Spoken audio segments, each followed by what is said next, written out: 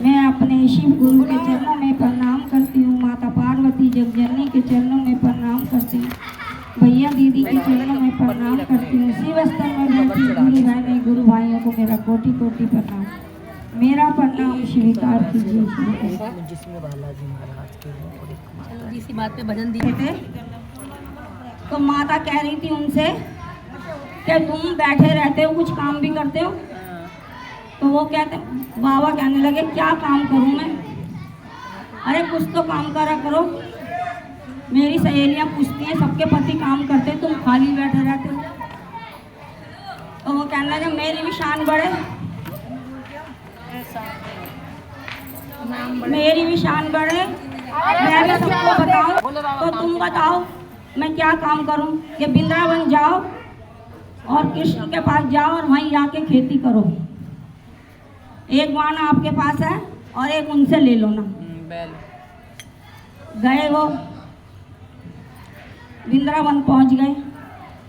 कृष्ण ने देखा, आइए महाराज कैसे आना हुआ, मुझे ही बुला लेते कैलाश पे।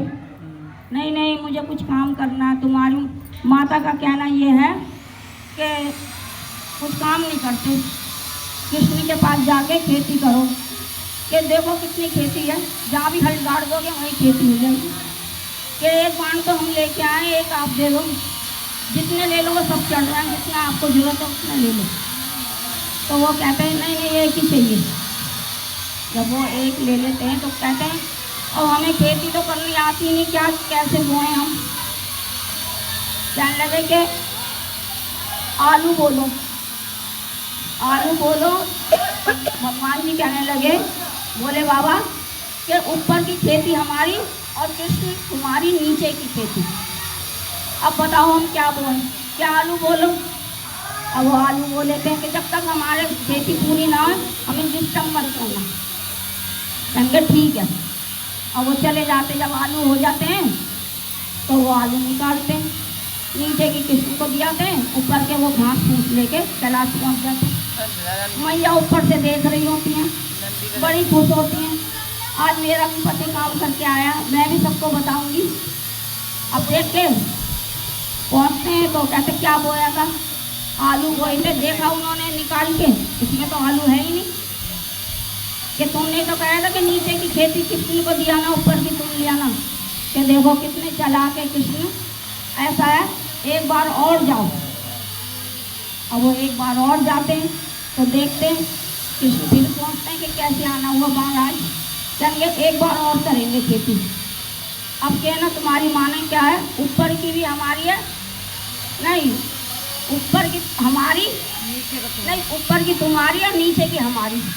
तो ऊपर वो बाजरा होता है ना। उन्होंने कहा ठीक है, अब क्या बोले हम? कहेंगे बाजरा बोलो।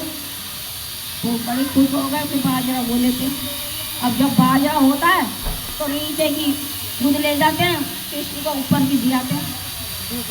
और मैं वो नंदी महाराज क्या कहते हैं? तो इसकी वजह कर दी, आवाज़ कम कराइयो, आवाज़ कम करके आइयो, करना तेज थोड़ी सी। कुछ नहीं है, ये सब मेरे मतलब का है, तुम बांध के तो ले जा रहे हो। मैया फिर नाराज होएगी। कहने लगे अच्छा चलो देखते हैं। अब फिर पहुँचते हैं कैलाश तो कहते हैं क्या बोया था तुमने? कि हमने बाजरा बोया था। देखती हैं कि बाजरा तो इसमें है ही नहीं। कि तुमने तो कहा था ऊपर की कन्हैया को दिया ना, नीचे की तुम लिया ना, तो हम ऊपर की दिया है कन्हैया को। कि देखो कन्हैया कितना चालाक है। फिर गुस्से होती हैं वो कि मैं समझ गई कि मेरा पति कितना मेरे को समझता है, दुनिया को दे सकता है लेकिन मेरे लिए कुछ नहीं करेगा। एक बार और जाओ। अब क्या कहना है उनको कि ऊपर की भी हमारी है, नीचे की भी हमारी। ठीक है। अब वो जो था फिर पहुंच गया। आओ बाबा कैसे आना हुआ? कहने लगे एक बार और करेंगे, ऊपर की भी फसल हमारी और नीचे की भी हमारी। बताओ हो हम क्या बोए? उन्होंने कहा भुट्टा बोलो, मक्का बोलो। कहने लगे अच्छा। अब बोले बाबा तो बोले ही बेचारे, उन्होंने मक्का बो दी।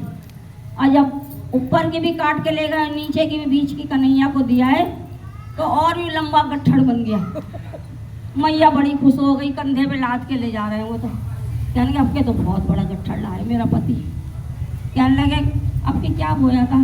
कि मक्का बोई थी हमने। कहाँ इसमें मक्का? तो कहने लगे तुमने तो कहा था ऊपर की भी ले आना और नीचे की भी ले आना, बीच की कन्हैया को देना। हम बीच की दिया है, कन्हैया ने कहा मक्का बोलो। तो कहने लगे मैं समझ चुकी कि मेरा पति जगत को दे सकता है लेकिन मेरे लिए कुछ नहीं करेगा। और ऐसे ही हमारे भोले बाबा वो जगत को सब कुछ देते हैं, अपने लिए कुछ नहीं रखते। यही मेरे गुरु की चर्चा।